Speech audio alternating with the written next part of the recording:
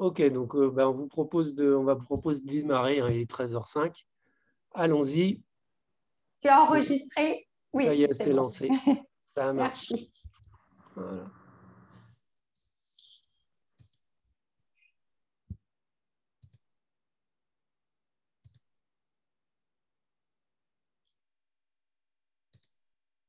Alors, ben, on est très content de, C'est pas en plein écran, je crois. voilà, on est Voilà, très content super. Merci. de partager ce moment avec vous. Donc, sur le thème du nouveau leader. Donc, ben, ce qu'on vous propose, c'est déjà un petit tour là-dessus sur ces deux photos. Qu'est-ce qu'elles évoquent pour vous? Quels sont les mots qui vous viennent? Voilà, et en quoi ça vous parle? Donc, je vous invite bah, à partager ça avec nous dans le chat. Voilà les quelques mots qui vous viennent par rapport à ces deux photos.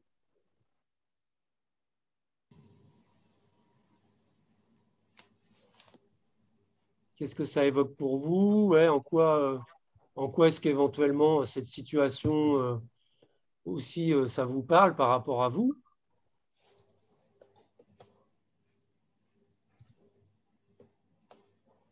Alors, perdu, dépassé, ouais, on avance à l'aveugle, ouais, Mathieu, ok.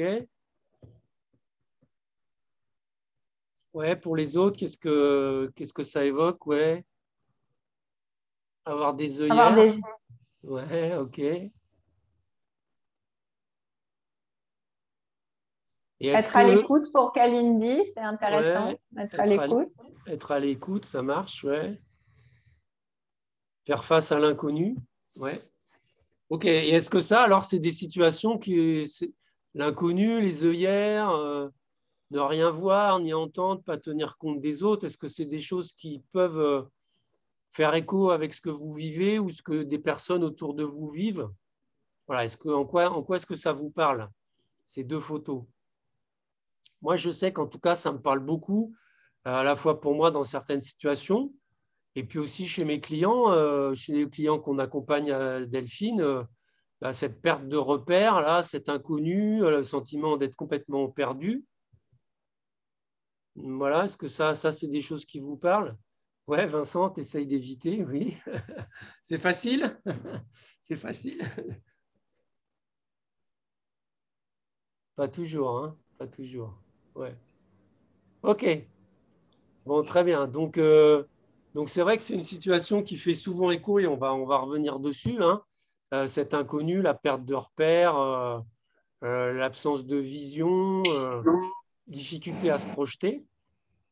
Donc, ben, on vous propose de nous présenter, nous, rapidement, et puis après, on rentrera dans le vif du sujet.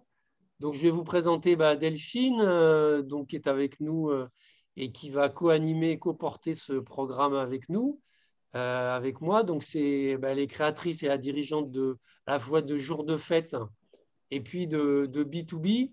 Et elle est spécialisée dans la qualité de vie au travail, notamment sur toutes les thématiques d'alimentation, de gestion du stress, de gestion des émotions. Donc, elle est beaucoup sur la dimension humaine et on verra, bah, pour un leader, c'est des choses qui sont très importantes. Merci Marc-Henri pour ta présentation. Donc, moi, je vais présenter Marc-Henri qui se définit aujourd'hui comme un jardinier des organisations. Alors, il a été très longtemps dans des grands groupes dans lesquels il a exercé des fonctions à la fois de direction marketing et commerciale. Et puis, il a fondé Booster en 2006. Aujourd'hui, il accompagne des organisations sur toutes les nouvelles formes effectivement du leadership qui est basé sur le développement du capital humain, de l'intelligence collective et il est membre associé de l'ASF Coach. Ok, super. Eh bien, écoutez, voilà, on a cette petite image qui nous résume bien voilà, le nouveau leader jardinier qui arrose avec de l'engrais pour que ça pousse. Alors, vous donnez quelques éléments de contexte. Il y en a beaucoup, hein, mais ça va résumer pas mal les choses. On a 50%, donc en fait plus d'un collaborateur sur deux qui quitte son entreprise, qui le fait notamment en raison de son manager. C'est une étude Gallup d'il y a 2 ans à peu près. On a aujourd'hui 10%, enfin là aujourd'hui, alors c'était avant la crise Covid, on sait qu'aujourd'hui c'est beaucoup plus, mais on avait 10% des dirigeants, notamment dans les PME, qui étaient en état d'épuisement professionnel, donc proche ou en burn-out. On a aussi 26% des salariés en France qui sont complètement désengagés. Alors désengagés au sens où voilà, ils viennent, mais ils sont plus en attente de grand-chose. Ils sont plus dans une logique de construction et de motivation et d'engagement dans leur travail et dans leur entreprise. Donc 26%, vous voyez, c'est quelque chose de particulièrement élevé. Et puis, on a un autre chiffre aussi qui est intéressant, on mettra les choses en perspective avec le nouveau leader, c'est qu'on a 58% de la performance professionnelle des managers qui s'explique par un critère, parmi 33, hein, 58% c'est le plus élevé. Ce critère-là, c'est l'intelligence émotionnelle. Donc, c'est la capacité à la fois décoder et comprendre nos émotions et celles de nos interlocuteurs et du coup la capacité aussi d'adapter nos comportements par rapport à nos émotions et celles des autres. Donc c'est cette dimension relationnelle qui est quelque chose, ce qu'on appelle le quotient émotionnel, qui est quelque chose de très important. Voilà. Donc ça pose déjà un petit peu les éléments, vous voyez, en termes de, on va dire, notamment de recrutement, de fidélisation des talents, hein, la jeune génération qui sont particulièrement mouvants. Et puis, vous donner aussi quelques éléments de contexte peut-être sur un modèle que vous connaissez, que certains ont peut-être entendu parler, qui existe déjà depuis une dizaine d'années, mais qui est particulièrement, on va dire, caractéristique de la période dans laquelle nous sommes, et nous sommes rentrés depuis, on va dire maintenant, 2-3 ans. C'est le fameux donc, monde VUCA. VUCA, en fait, ça se caractérise par la volatilité, le côté incertain, la complexité et l'ambiguïté. Alors, la volatilité, c'est quoi? En fait, c'est le côté complètement comme la bourse. Hein, si vous regardez ce qui s'est passé pendant la crise en mars, c'était la première fois qu'on voyait ça. En 48 heures, les indices boursiers ont descendu de quasiment 40% et ils ont rattrapé en pratiquement une semaine la moitié de leur baisse. Et si on regarde aussi la vitesse à laquelle s'est propagé le virus, la vitesse à laquelle il revient, il réapparaît, enfin, voilà, on est dans quelque chose qui va très vite en haut, en bas et avec des intensités qui sont particulièrement fortes. Ça, c'est la dimension de la volatilité du monde dans lequel nous sommes, qui n'est pas, encore une fois, juste liée à la crise de la Covid. Du coup, qu'est-ce que ça amène? Ça amène pour les managers, les dirigeants, une difficulté à prévoir, anticiper, construire l'avenir. Hein, c'est cette deuxième dimension, uncertainty en anglais. Voilà, enfin, aucune semaine, aucun mois ne se ressemble. Si vous essayez de faire des budgets, de prévoir comment vous faites, comment vous construisez les choses, c'est extrêmement difficile de fait de cette volatilité. Ça, c'est la deuxième chose. Et puis, la troisième caractéristique, c'est la dimension de la complexité. Alors, complexité, en fait, c'est qu'il y a énormément d'interdépendance entre différentes parties. On est dans quelque chose qui est systémique, ça bouge à un endroit, ça fait bouger à un autre endroit. Enfin, c'est ce qu'on appelle l'effet domino. Hein. Donc, vous croyez résoudre quelque chose ou résoudre un problème en agissant sur une partie, mais en fait, ça fait bouger par effet domino des choses ou ça fait pas bouger. Parce qu'il y a le lien aussi de l'ambiguïté, c'est-à-dire qu'il y a énormément aussi de zones cachées. Voilà, un premier degré, puis un deuxième, un troisième. Enfin, cette dimension de complexité et d'ambiguïté est quelque chose qui fait que c'est extrêmement difficile de construire, d'avancer. Et du coup, j'ai envie de vous dire, est-ce que déjà, oui, vous, c'est des choses dans lesquelles, dans vos entreprises et dans votre management, c'est des choses qui vous parlent, ce monde VUCA. Donc, même chose, est-ce que vous avez envie de réagir? Alors, ça peut être aussi par oral, hein, si vous avez envie de prendre le micro.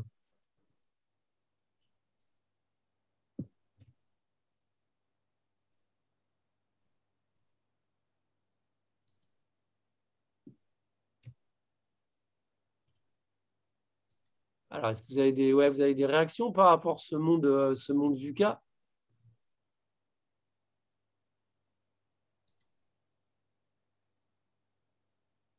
Ok, alors du coup, ce que ça nous amène aussi à nous poser la question de comment on va regarder ce monde VUCA, volatile, incertain, complexe et ambigu.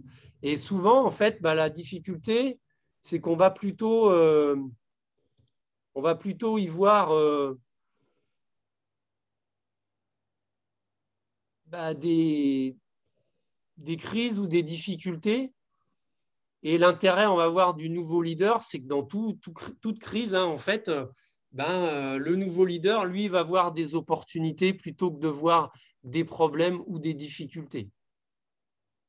Et cet item-là, hein, que vous voyez, cette lettre, en fait,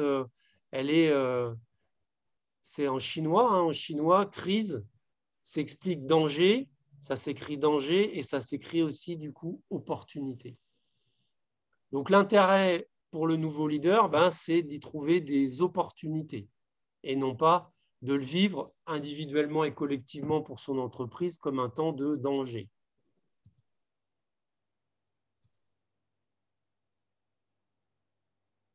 Bon appétit, Vincent. OK.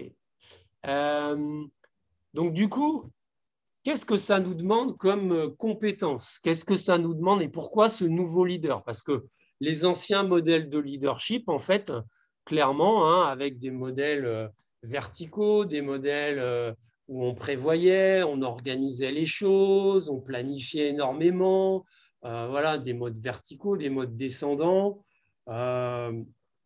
C'est plus du tout adapté à ce monde du nouveau leader et donc, à ce monde VUCA. Et donc, si on est derrière, nous, en termes de management, dans ces anciens modèles, clairement, ça va être très, très difficile pour notre entreprise et nos équipes.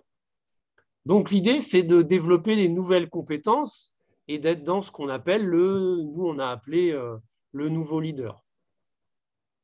Alors, ça lui demande quoi d'abord? Ça lui demande à la fois une capacité à être visionnaire. Donc, s'il est trop dans les problèmes, s'il est trop dans les difficultés, s'il n'est pas en capacité de prendre suffisamment de hauteur, d'avoir une vision stratégique des choses, et aussi de sentir, dans cette dimension du nouveau leader, il y a un côté aussi très intuitif.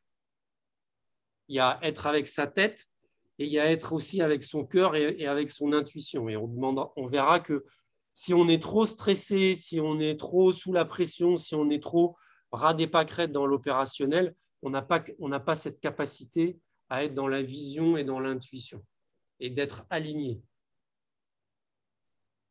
Donc ça, c'est le premier élément.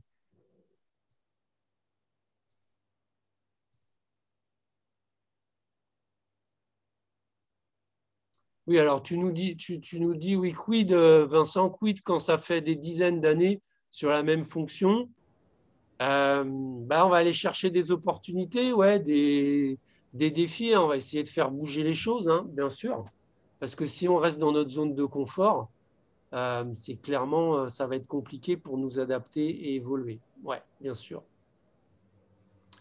La deuxième compétence qui nous paraît importante, hein, c'est cette capacité du mindset positif.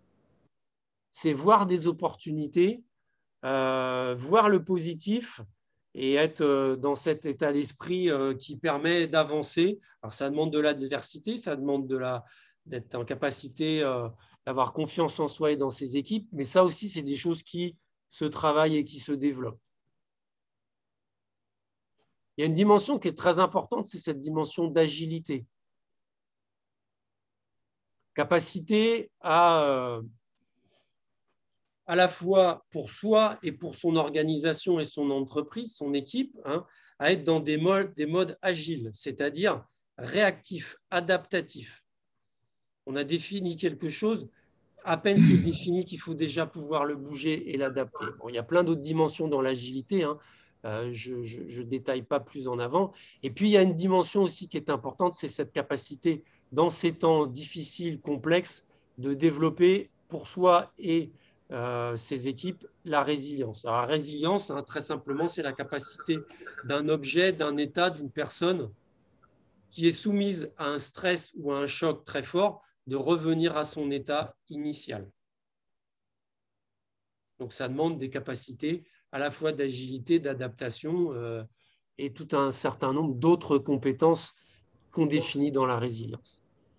Et sur l'agilité, avec quelques lectures à droite à gauche, on sent une façon de penser, je dirais, française, qui est très différente du monde, par exemple, les Norvégiens et tout. Nous, on va avoir tendance à construire quelque chose à long terme avec un plan défini, tout est cadré, bordé avant de démarrer. Alors qu'eux, en fait, ils vont démarrer. On a l'impression que ça va dans tous les sens. Le point A, le point B est connu. Par contre, comment on y va, ils ne savent pas trop. Et en fait, on se rend compte que j'ai l'impression ça oui, ils sont vraiment dans l'agilité. Ouais. Ouais. Et qu'est-ce qui fait Est-ce que c'est parce qu'on est français, on est administratif? Est-ce que, je sais pas, enfin, à l'origine, on est des Gaulois quand même, des Celtes. Donc on a bougé. Alors ouais, je sais pas s'il y a une dimension culturelle uniquement. Je pense que c'est aussi une question d'apprentissage, hein. C'est des choses voilà, qui s'apprennent et qui se développent. Après, ça peut être lié aussi à certaines cultures d'entreprise, comme tu dis, ou certains univers. Voilà, hein, aujourd'hui, aujourd'hui, depuis un certain nombre d'années, hein, il y a des méthodes agiles de développement de projets voilà, qui sont vraiment très liées à ces nouvelles formes de leadership, hein. Voilà. C'est les façons, Et oui, pour rebondir, ouais. Pour rebondir sur ce que tu disais, Vincent, c'est aussi effectivement les pays nordiques, ils sont très avant-gardistes sur l'éducation positive des enfants.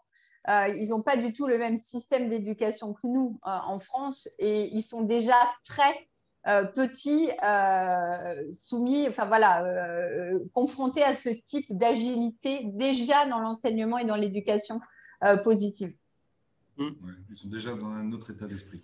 Exactement. Donc, je pense que quand ils abordent le monde de l'entreprise, ils ont déjà cette agilité-là parce que leur éducation est profondément différente de la nôtre. Oui, pas une éducation seulement académique. Une Non. éducation, bien sûr, en termes de savoir-faire qui développe des qualités, beaucoup de choses autour de l'intelligence émotionnelle, le mindset, l'agilité, le travail en équipe. Voilà, tout à fait. La créativité, exactement. L'engagement des parents par rapport à l'éducation, par rapport à la France, on se dit, bon, ils apprennent à l'école. Non, on n'apprend pas à l'école, on se cultive à l'école, c'est différent. Ça marche. Merci pour ça, Vincent. Ouais. Et puis du coup, voilà, on vous propose. Et puis, dernier point aussi, parce que la dimension humaine, elle est vraiment essentielle et on le voit encore plus en ce moment. Ce nouveau leader, il doit être en capacité de développer les talents, d'être un facilitateur, d'être un entraîneur, d'être un mobilisateur de talents pour ses équipes, hein. Et ce n'est pas toujours évident, soit parce qu'il n'a pas le temps, soit parce que souvent, il peut y avoir des enjeux aussi financiers. Je prends l'exemple d'Emmanuel Faber qui vient de se faire remercier par son conseil d'administration piloté par des fonds de pension. Il était peut-être beaucoup ou trop dans cette dimension développeur de talent et peut-être pas assez agile et résilient. Bon, ça, c'est un autre sujet. Voilà, donc on va rentrer un peu plus en détail du coup dans le programme, hein, que nous, on met en place et ce parcours de management et d'accompagnement sur le thème du nouveau leader, hein. Donc, je vais te laisser reprendre la main, Delphine. Ouais, alors j'ai pas la main sur le. Ouais, je veux bien que tu. Merci. Alors, effectivement, vous êtes à la bonne place dans ce webinaire et pourquoi pas, nous l'espérons, dans ce programme. Si effectivement, vous voulez à la fois acquérir et renforcer des nouvelles compétences, Donc, tout ce qui est autour de l'intelligence collective, la posture du manager coach, la capacité d'amener ses équipes au changement et évidemment d'être dans un management positif de la performance. On s'aperçoit que toutes ces nouvelles compétences ont des vraies répercussions positives sur l'ensemble des équipes et dans son management au quotidien. Vous êtes au bon endroit également si vous avez envie d'échanger entre pairs. On avait vraiment envie avec Marc-Henri de faire un programme. Nous, on se dit souvent avec Marc-Henri qu'on est on est des déclencheurs, on vous mène sur un chemin, mais on va avoir besoin de l'intelligence collective du groupe. Évidemment, on vous donnera un certain nombre d'outils, mais il n'y a rien de plus puissant que de se former quand on peut échanger entre pairs et dans un groupe comme ça qui va être très agile.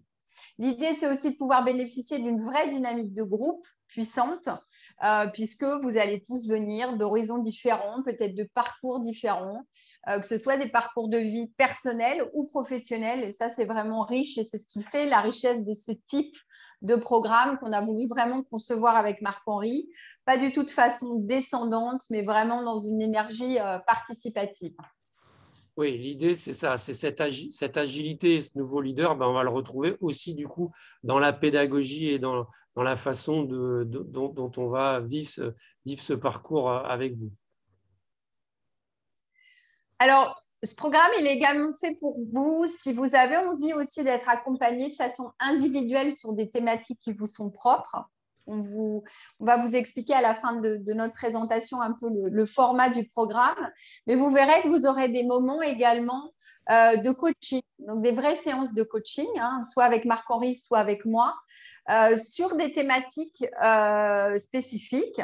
On n'a pas tous le même parcours, c'est ce qu'on vient de se dire. On n'a pas forcément fait le même type de développement personnel et on vous laisse la possibilité d'avancer soit avec Marc-Henri sur certaines thématiques, soit avec moi, mais en coaching individuel. Donc ça, c'est aussi la richesse de notre programme, c'est de pouvoir avoir des séances de coaching individuelles. Oui, c'est important parce qu'en fait, vous l'avez compris, le nouveau leader, c'est aussi beaucoup de compétences de savoir-être. Et c'est vrai que c'est des choses, ça ne se fait pas comme ça, un coup de baguette magique, entre guillemets, et puis avec juste de la théorie. C'est un processus de transformation, on va dire, d'abord du dirigeant et puis après de son entreprise ou de son service, son équipe. Donc, sur les modalités, comment ça… Voilà, donc ça se destine avant tout à des dirigeants, des managers, des responsables de ressources humaines. Je te laisse continuer, Delphine. Si tu peux dérouler les slides parce que je n'ai pas la main. Alors, de façon très pratico-pratique, c'est effectivement un parcours qu'on a construit sur 8 à 10 mois, qu'on démarrera entre mai et juin. Et l'idée, c'est vraiment de vous permettre, pendant ces 8-10 mois, de développer ces nouvelles compétences qu'on ne peut pas acquérir effectivement sur 1 ou 2 journées de formation. Il va falloir expérimenter des choses, faire des retours d'expérience entre vous, pouvoir échanger entre vous, quelles sont les difficultés que vous rencontrez ou au contraire les succès que vous rencontrez. On est beaucoup dans la célébration des succès dans nos programmes. Donc, l'idée, c'est vraiment de vous donner du temps pour acquérir toutes ces nouvelles compétences. Si tu peux, voilà. Donc, l'idée, c'est d'avoir 7 modules collectifs sur cette période. Donc, en gros, c'est un rendez-vous par mois. Un rendez-vous par mois pour vous aider à acquérir ces nouvelles compétences. Et ça, pendant 7 mois, 7 à 8 mois à peu près, avec une séance d'introduction et un bilan de clôture.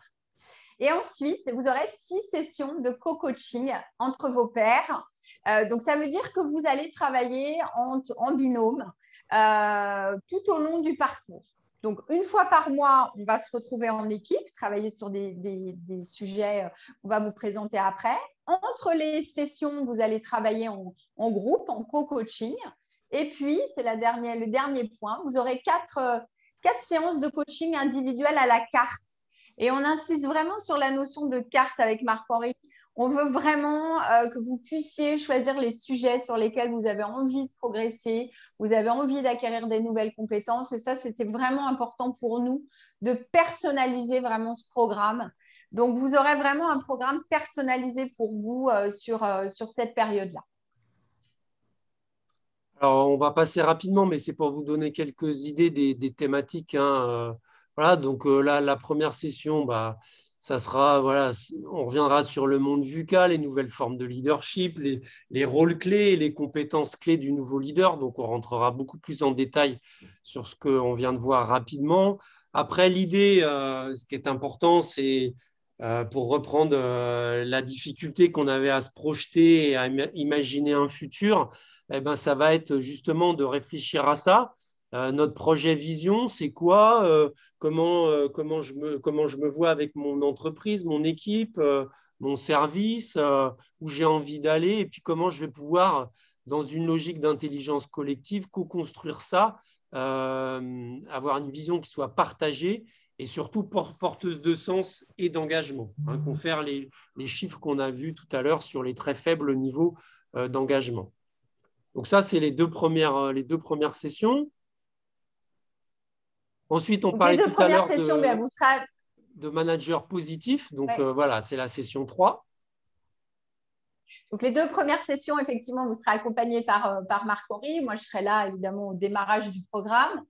Vous allez me retrouver en session 3 sur toute la partie du management bienveillant et positif. Comment nourrir la motivation et la confiance, à la fois en développant ce management positif et bienveillant. On travaillera sur les forces. Moi, c'est un outil que j'adore et je travaille de plus en plus dans les entreprises sur cette notion de force. Donc, les reconnaître et comment les utiliser surtout, hein, voilà, de façon régulière pour nous dynamiser. Et puis, je vous accompagnerai effectivement sur la partie de la résilience, comment on essaye de développer notre résilience dans un monde qui demande ça de plus en plus. Et puis, vous retrouverez Marc-Henri en session 4. Donc, je vais te laisser la parole. Donc là, on a vu, hein, c'est des thématiques qui sont complètement d'actualité. Hein, comment j'accompagne le changement, comment je développe cette agilité, toute cette dimension autour de la résistance au changement, voilà, les éléments clés de l'intelligence collective. Le propos là, hein, n'est pas de faire de vous des experts de l'intelligence collective. C'est pas en une session qu'on l'apprend ou qu'on en devient, mais en tout cas, vous donner des clés de compréhension autour du changement et de l'intelligence collective pour agir dans vos équipes ou dans vos entreprises. Ce qui est important aussi, on ne l'a pas suffisamment évoqué, mais c'est qu'à la fin de chaque session, hein, vous allez définir chacun d'entre vous donc un plan de progrès, des actions, des choses que vous avez envie de mettre en place d'ici la session d'après. Donc, par exemple, fin de la session 3, OK, tiens, dans ma prochaine réunion d'équipe, j'ai envie de faire un atelier sur les forces, j'ai envie de reconnaître, de valoriser les forces, de voir comment on peut mobiliser les talents, les rôles en fonction de ça. Voilà. Et puis, par exemple, la session 4, vous débrieferez là-dessus, ça sera un retour d'expérience qui sera très intéressant. Donc, voilà, c'est un point aussi qui va être important, c'est de vous permettre, on l'a dit, d'expérimenter et de mettre en place des choses. Et c'est pour ça que chaque session sera espacée d'1 mois. Donc ensuite, en session 5, vous retrouverez Delphine. Ouais, c'est ça. Vous me retrouverez sur développer la performance du dirigeant grâce à une meilleure gestion de son stress, de son équilibre de vie pro et perso. Et grâce à une meilleure alimentation, moi, je suis vraiment formée coach santé, donc je suis capable aujourd'hui de vous aider à développer toutes ces compétences-là, hein, et prendre soin de vous parce que bien souvent, les dirigeants, les managers que je rencontre passent en tout dernier plan, alors que vous êtes les pilotes de l'avion et le capitaine du bateau. Et il faut que vous soyez en bonne santé et avoir une bonne gestion de votre stress et de votre vie pro et vie perso. On travaillera sur des choses très pratico-pratiques et ça, vous verrez, je vous donnerai beaucoup d'outils, de bibliographies, d'exercices pratiques à mettre en place au quotidien. Oui, très important. Hein. Dans la tempête, si le capitaine du bateau est fatigué, pas vigilant, il ne pourra pas être agile et résilient et dans le développement du capital humain, s'il est en mode survie. Voilà, donc ce thème est très important. La session 6, on travaillera sur le manager coach.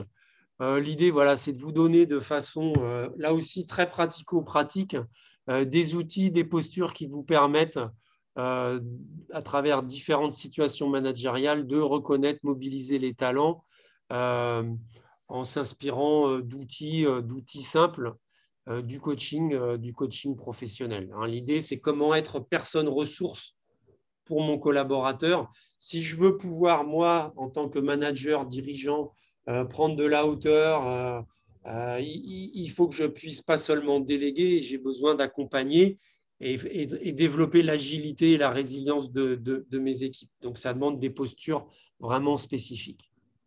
Et puis, on clôturera donc au bout de ces 7-8 mois, voilà, le bilan avec une dimension de célébration qui sera intéressante pour chacun individuellement et collectivement de partager et de voir depuis le départ le chemin qui a été parcouru.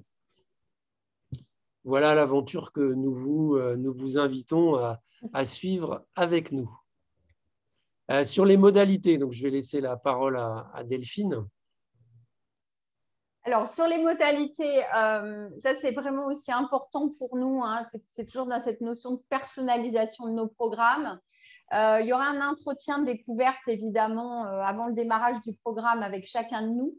Voilà, pour nous permettre de mieux vous accompagner pendant cette période-là. Donc, le démarrage, on l'a prévu normalement en juin 2021, mai-juin 2021. Notre programme, et ça c'est intéressant pour vous, il est effectivement finançable par les OPCO. C'est pour ça qu'on se laisse un petit temps pour que vous puissiez faire vos dossiers de prise en charge par les OPCO. Oui, nos deux organismes, que ce soit B2B ou Booster, on est Datadoc et on est en train de préparer la certification Calliope. Donc voilà, Vincent, je crois que tu voulais poser une question peut-être. Juste une petite question. La formation a-t-elle plus de 2 ans? Pardon? Est-ce que la formation a plus de 2 ans? Parce qu'en fait, nous, dans l'administration, les CPF, pour faire marcher les CPF, ex-DIF, il faut que les formations aient 2 ans d'existence déjà. Est-ce que c'est le cas? Alors non, c'est pas encore le cas. Non. Okay, merci. Voilà, et puis si vous voulez aller plus loin, évidemment, voilà. on est à votre disposition à la fois pour échanger, pour avoir le programme détaillé et puis les tarifs par rapport à tout ça. Voilà. Donc, ce qu'on vous propose, c'est de prendre un petit temps de questions-réponses. Hein, on va, voilà, et d'interaction avec vous par rapport à ce qu'on vient de voir ensemble. Déjà, vos questions, vos réactions. Déjà, merci pour la présentation claire, concise. Merci Vincent. C'est vrai que ça donne envie parce que, comme vous le disiez à un moment, faire ça en 2-3 fois en un mois, honnêtement, on n'a pas le temps, ça ne rentre pas. Faut laisser aussi le temps au cerveau d'assimiler, de venir se corriger, se reprendre. Et je pense que c'est je sais pas, les 8-10 mois, c'est plutôt bien, quoi. Après, bon, voilà. Moi, je sais que Bon, après, ce sera en off, mais la partie financement de ces choses-là, j'ai l'impression que de plus en plus, les établissements devraient, peut-être dans votre présentation, vous pourriez mettre un ROI, un retour sur investissement, pardon, en français. Un retour sur investissement. Non, mais ça peut être vraiment intéressant de faire comprendre alors aux big dirigeants, quoi, aux big boss, qu'effectivement, pour faire marcher des petites, moyennes entreprises comme des grosses, eh ben, il y a des choses qui ont changé, quoi. Le monde a changé. Oui, alors les C'est clair. chiffres que j'ai présentés en préambule, mais il y en a d'autres, hein, voilà, Et le troisième pose slide, déjà bien les choses, hein, sur les niveaux de désengagement, les niveaux de stress, enfin, un certain nombre de compétences. Voilà. ouais. Non, moi, je pensais à un truc hyper factuel, c'est le pourcentage fois nombre d'employés fois taux horaire égal. Ouais, ouais. Ça parle. Ok, Non, mais ça parle en je euros, ça t'embauche marche pour l'argumentaire, Vincent. Ça Ouais, marche. c'est ça. Merci Vincent, si tu peux nous aider à le faire, ce sera super. pas. Une technique. Ok, Est-ce que vous avez d'autres d'autres questions, d'autres questions? réactions, ouais. Est-ce que c'est des choses qui vous parlent, qui vous interpellent? Alors moi, je voulais juste vous féliciter. Je ne suis pas dans Merci. l'équipe parce que je ne suis pas manager, mais je trouve que le programme est hyper complet. J'ai presque envie d'être un manager pour pouvoir suivre la formation. Par contre, j'avais juste une question. Est-ce que, parce que je pense à plusieurs personnes, mais est-ce Ouais. que ça va être possible en distanciel ou vous allez essayer de tout faire en présentiel? Alors, c'est une bonne question. Pour l'instant, elle est destinée. Toi, tu pensais à des gens à La Réunion ou tu pensais à des gens en métropole, enfin, ou ailleurs? Plutôt pas à La Réunion, en fait. Ouais. Ok, Mm. ouais, ça marche. Donc, On pourrait oui, imaginer, pourquoi pas, un programme. Voilà. Aujourd'hui, voilà. Notre programme est sur l'agilité, nous serons agiles. C'est vraiment ce qu'on exactement. s'est dit aussi avec Marc-Henri. C'est pour ça qu'il y a beaucoup cette partie des qui veulent s'inscrire au départ parce que, voilà, nous, on vous propose un format aujourd'hui. On est tout à fait disposé à se dire qu'il peut évoluer avec le retour et les attentes des gens qui seront intéressés par nos programmes. Donc, pourquoi pas? Pourquoi pas? Okay. Merci, Fanny. Merci. Ouais, ça s'organise, ça. Techniquement, ça s'organise, bien sûr. Okay. Merci, Karim. Merci pour vos retours. Vraiment, c'est très sympa tous vos retours dans le chat. Donc, merci beaucoup. N'hésitez surtout pas à nous contacter de manière individuelle pour qu'on puisse échanger. Hein. C'est des présentations relativement rapides et ça demande sûrement d'autres explications. Donc, n'hésitez pas. On est vraiment disponible avec Marc-Henri pour échanger avec vous. Oui, bah Karim, on a déjà bien échangé. Donc, oui, on en reparle. Voilà. Et puis, pour les autres personnes qui étaient là, et ben, on est à votre disposition pour aller plus loin. De toute façon, comme vous l'avez vu, il y a cet entretien découverte qui permet de bien préciser les attentes de chacun pour être sûr que voilà, quand vous vous engagez dans un parcours comme celui-là, qui est impliquant, hein, ben voilà, l'idée c'est que vous y retrouviez à la fois pour vous et votre entreprise tous les bénéfices, le ROI et que voilà. Après, la pédagogie et la dynamique collective, évidemment, va y contribuer. C'est aussi comme ça qu'on l'a construit. Hein. Voilà, à très bientôt, Michel. Ouais, merci pour ça. Ok, bah écoutez, s'il n'y a pas d'autres questions, tu voulais rajouter quelque chose, Delphine? Non. Remercier tout le Ok, monde d'être présent. Merci à vous. Et puis, très bien. à très bientôt. On vous dit à très Merci. bientôt. Voilà, on continuera aussi. Vous pouvez nous retrouver de toute façon sur LinkedIn, hein, que ce soit sur le profil de Delphine ou le mien. On va continuer aussi à poster des actualités et des petits clins d'œil en lien avec ce thème. Voilà, à très bientôt à vous. Au revoir. Merci. Au revoir.